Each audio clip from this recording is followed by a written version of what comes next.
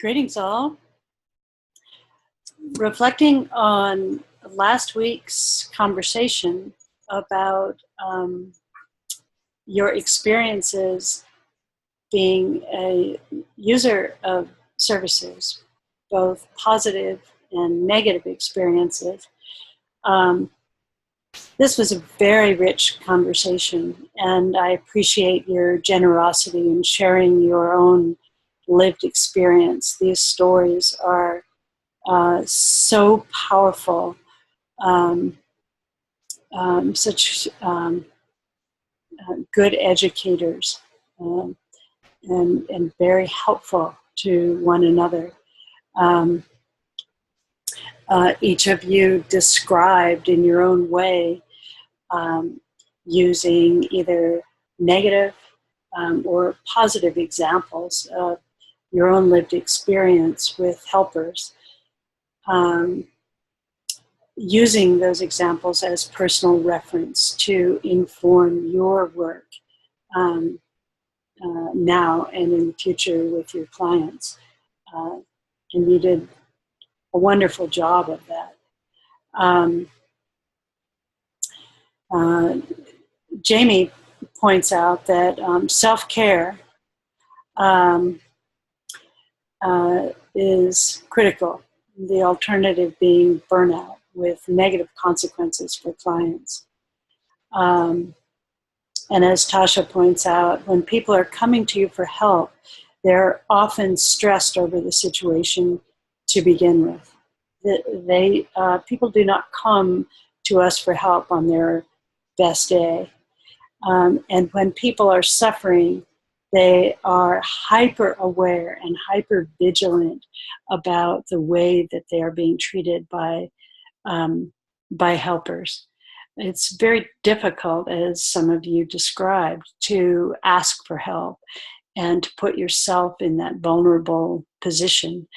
And so by virtue of the pain that you're in, and also by virtue of the vulnerability of your position as a person seeking services, you are going to be hyper aware of the level of hospitality and kindness extended to you by professional helpers. And as Susanna points out, negative examples can be just as important as positive ones. And related to that, Susanna, you also point out that it's very important for you to be mindful and personally aware of what sorts of situations you will not be good at. For example, an intensive care situation that you all were discussing. Hospital social work in that case might not be ideal. On the other hand, as Diane points out, sometimes having been in that situation, traumatic as it may have been, does arm you with a special insight and ability and motivation to help people who are in similar situations. Manoa makes a wonderful point. I think in order to empathize with someone, one must believe in the person they're trying to empathize with. I guess it's just like putting yourself in the other person's shoes. And this is a very important barometer for you. If you cannot find a perfect personal referent, if you cannot find a place of commonality with a client, if you cannot find empathy in yourself, then it's time to get more supervision or make a referral. Because if that bridge of empathy is not there, you will not be helpful to your client. And many of your stories testified to that. that when workers are not being hospitable, when they are just processing people, when they're being rude, it leaves a lasting impression on somebody who is vulnerable.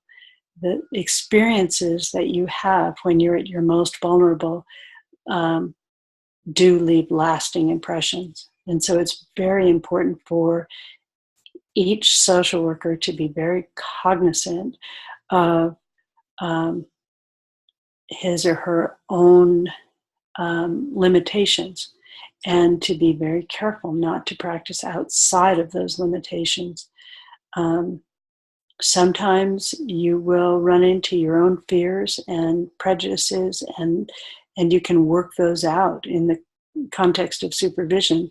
Sometimes you can't.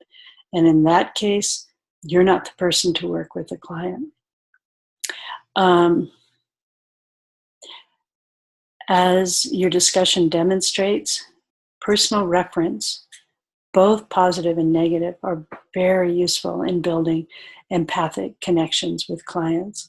And I so appreciate your generosity in sharing candidly your own stories, because every one of those stories is going to be helpful not only to your colleagues, but to countless people that your colleagues work with, because they will remember those stories. And so you've provided something very valuable to one another. So I look forward to our next conversation.